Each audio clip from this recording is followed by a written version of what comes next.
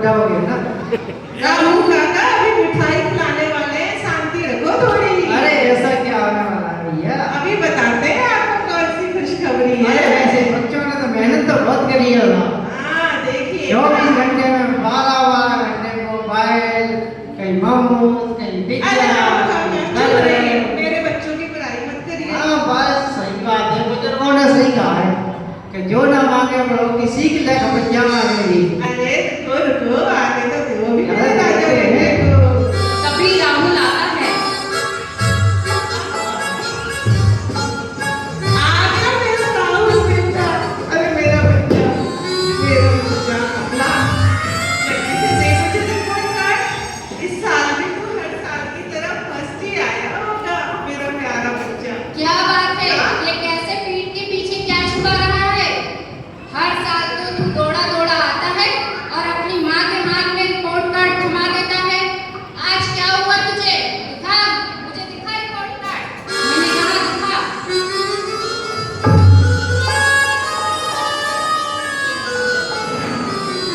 ये भगवान, तुझे शरीर में क्या ही कराची थी? 94% से सीधा 49% पर आ गए हो। अजी ये क्या कह रहे हो? जरा ध्यान से देखो, मेरा बच्चा तो बहुत होशियार और लायक है। आपसे ही देखने में कोई गलती हुई होगी, जरा ध्यान से देखो। हाँ हाँ, लो सुनीता, तुम अपनी आंखों से ही देख लो कि तुम्हारे लाडले ने क्या किया है। तुम्हारा ये लाडला लायक और होशियार था, अब नहीं है। देखो जरा उसका रिपोर्ट कार्ड। हे भगवान! अरे क्या हुआ मेरे बच्चे को? राहुल, तू तो इतना होशियार था, हमेशा कक्षा में प्रथम आता था। तेरे ये कम नंबर केवल तेरा शैक्षणिक पतन नहीं बता रहे हैं, ये तो तेरे चरित्र का पतन भी बता रहे हैं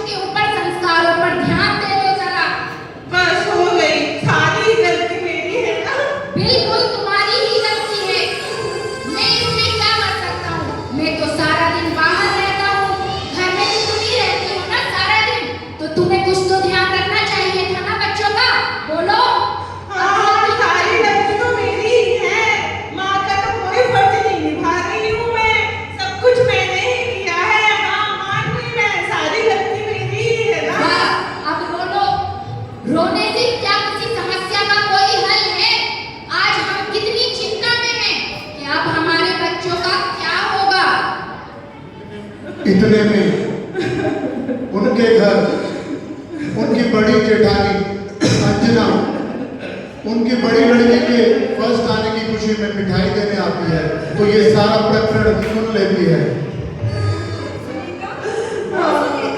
हाँ दीदी, देखिए मेरे घर में ये सब क्या हो रहा है। मैं देख रही हूँ, हमने सब देख भी लिया है और सुन भी लिया है। हम तो यहाँ साक्षी के प्रथम आने की खुशी में मिठाई खिलाने आए थे। निकल गए हैं, हमारी तो सुनते ही नहीं है। अब क्या होगा दीदी? सुनीता, तुम बुरा ना मानो तो एक बात बोलूं? हाँ हाँ दीदी बोलिए। सुनीता, ये सब तुम दोनों का ही किया धरा है। तुम दोनों के लाड प्यार ने ही बच्चों को बिगाड़ा है। यहाँ तक कि तुमने ही उसकी मोबाइल में रुचि बढ़ाई, फास्ट फूड खिलाना सिखाया और बाकी बचा हुआ ये पाश्चात्य संस्कृति का भी असर है। हाँ दीदी, और तुम दोनों ने बच्चों को पाठशाला भेजना भी जरूरी नहीं समझा। इसमें मासूम बच्चों का क्या कसूर? हाँ भैया, आप बात तो बिल्कुल सही कह रहे हैं।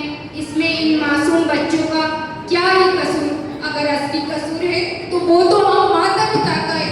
उन्होंने अपनी आरामदारी के लिए जानबूझकर इन नन्हे मुन्ने बच्चों को गलत रास्ते पर धकेल दिया। पर अब हमें कुछ समझ नहीं आ रहा भैया भाभी, हम क्या करें? सच कहूँ दीदी, मैंने कभी ये नहीं सोचा था कि मेरे बच्चे इतने बदल जाएंगे। जब वो मोबाइल देखते थे और फास्ट फूड खाते थे तो उनके क्षणिक सुख को देखकर हमें भी खुशी मिलती थी, पर हमने ये नहीं सोचा था कि इस तरह धीरे धीरे हम उनके शत्रु बन जाएंगे। कोई बात नहीं सुनीता, बच्चों के लालन पालन में अक्सर माँ बाप से गलतियाँ हो ही जाया करती हैं, जिसका खामियाजा बच्चे जीवन भर भुगतते हैं। बच्चे तो माता पिता की छाया हुआ करते हैं।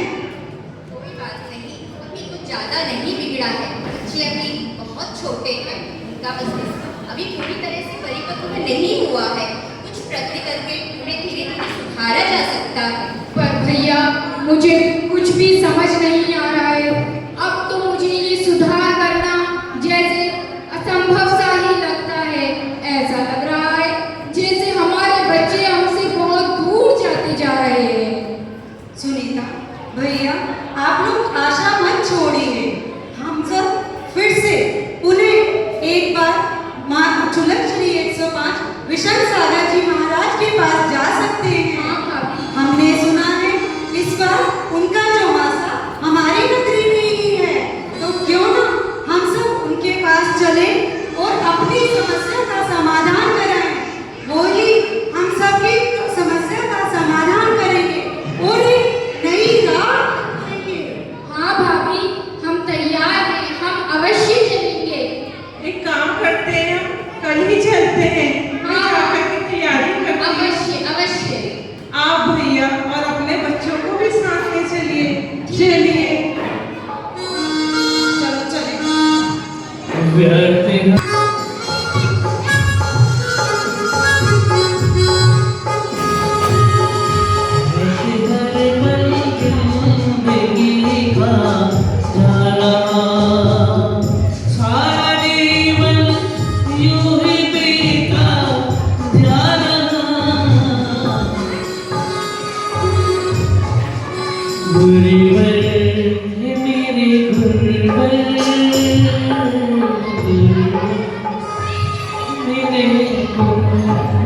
इच्छा में महाराज जी।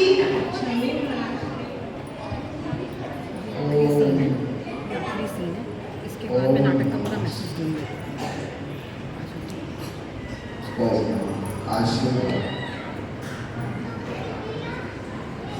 सब ठीक है?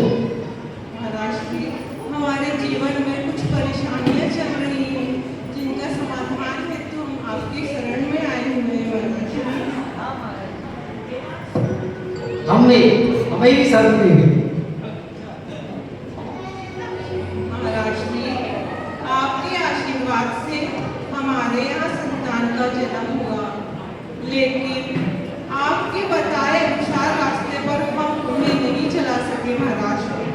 नहीं चला सके।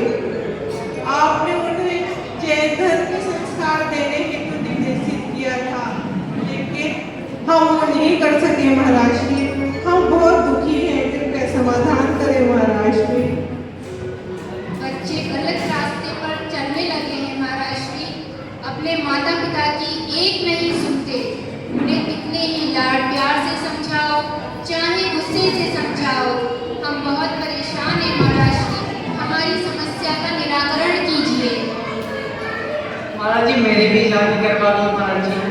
छोटे छोटे चिन्ह मुंडो हो जाएंगे, मैं भी पाठशाला भेजूंगा, मोबाइल कर दूंगा।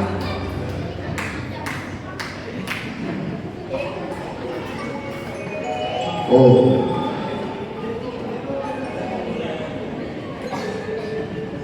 आपने बहुत एक गलती कर दी।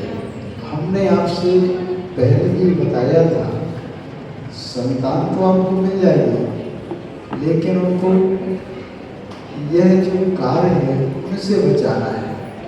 आपको बच्चों के लिए पर्याप्त टाइम देना चाहिए।